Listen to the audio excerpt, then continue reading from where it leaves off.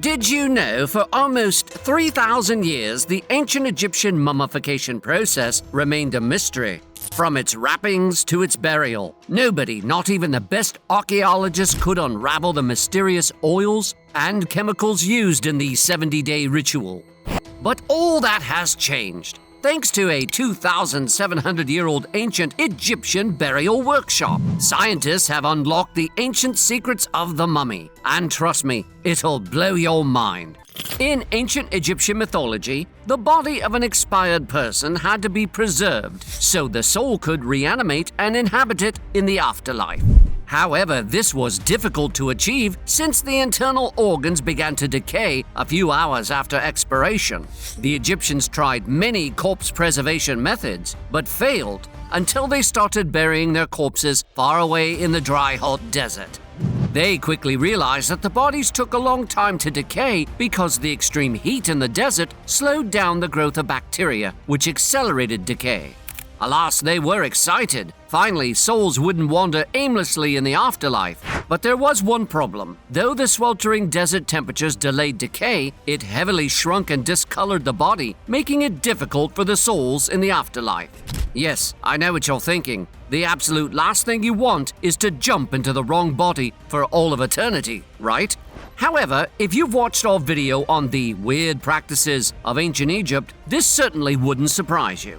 If only the Egyptians could find a way of preserving the skin, making it look as close to its original form as possible, the souls would be happy. Then an idea struck them. Maybe if they removed the internal organs and found a chemical that would control the growth and spread of bacteria on the skin, then they would achieve their aim. And thus began the enigmatic process of what is known today as mummification. Thanks to this process, scholars can study ancient Egyptian mummies and tell exactly how they looked when they were alive. The mummification process evolved over time from a simple procedure that took only a few hours to complete to a complex 70-day process shrouded in complete mystery. The quality of the procedure depended on who was paying. If the deceased was from a wealthy family, they could afford the complex process that would preserve the body for thousands of years. However, a poor family might be able to afford mummification that would only last a few years. All the types of mummification were performed by specially trained priests who had to know the right rituals to perform and the exact prayers to be made at each stage. The expensive process took about 70 days to complete and involved removing all the internal organs that sped up decay. The brain was the first organ to be removed. Hook-like instruments were passed through the nostril into the head to pull out bits and pieces of the cerebrum. It was a laborious activity that took hours to complete. I'm already getting a headache. Next up were the chest and abdominal organs. To remove these, the priest created a hole in the left side of the corpse's abdomen and pulled them out with specialized instruments. The only organ left untouched was the heart. The ancient Egyptians revered it as the motor of the body, the center of intelligence. Thus it was untouched. After the removal of the internal organs, the priests cleansed the body with water and then said some prayers to the gods. They then placed each organ in special canopic jars to be buried with the mummy. Now it was time to work on preserving the body. To do this, the corpse was covered in natron to absorb all the moisture that would hasten the rotting process. The embalmers also placed packets of natron inside the body to remove all internal moisture. Then the corpse was left for a few days to allow the chemical to do its work, after which the embalmers washed off the natron and removed all the packets placed inside the body. This resulted in a freshly preserved, recognizable body, a body that its soul would gladly inhabit. Once they were sure they'd gotten rid of all traces of natron, the priests began to wrap the body. This was the most tedious part and could take days to complete. The priests used lots of linen as they needed to wrap every single part of the body, including each finger and toe, to prevent them from breaking.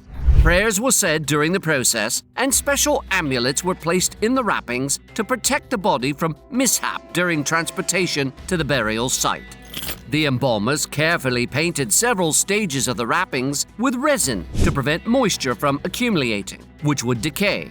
The final step in the process was wrapping the body in a shroud and then sealing it with linen strips. The body was now a full-fledged member of the Ancient Egyptian Mummies Association.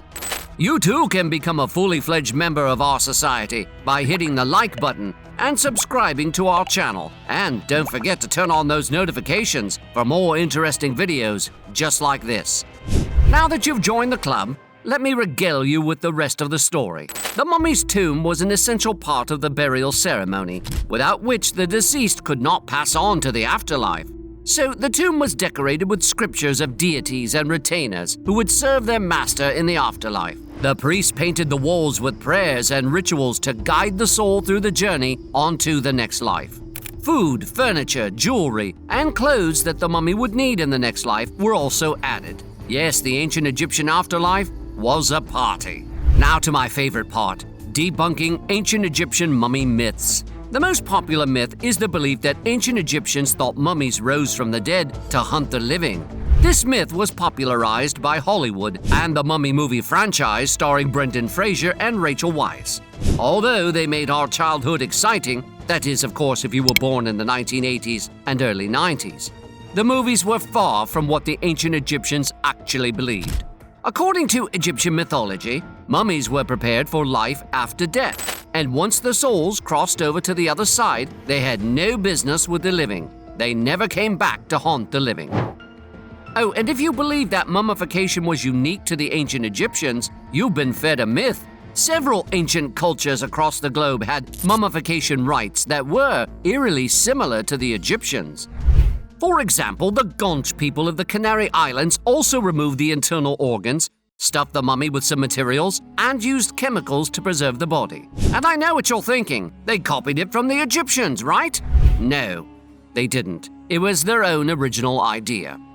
And so this draws the curtain on today's video. Ancient Egyptian mummies are fascinating, but so are the creepy chronicles of mental health in ancient times. Click on this video and I'll see you there. And until next time, thanks ever so much for watching.